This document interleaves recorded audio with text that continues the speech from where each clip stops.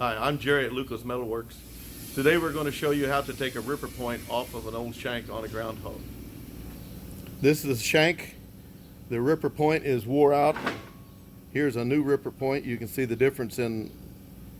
So the easiest way to remove those is to take a grinder with a cutoff wheel and cut it across there, because this indention is what holds it into the shank. Now we're going to take a grinder with a thin blade and make 2 cuts.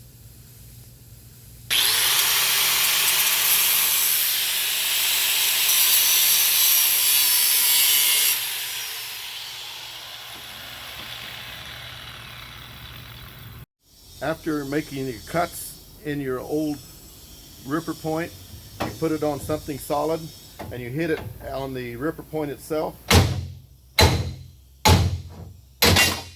And that pries it up out of this hole that holds the ripper point on.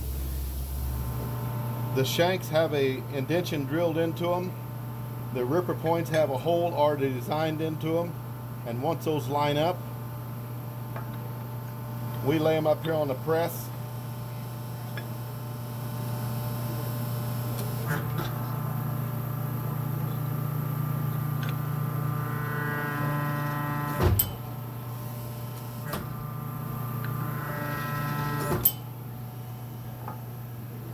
That ensures that it stays on there.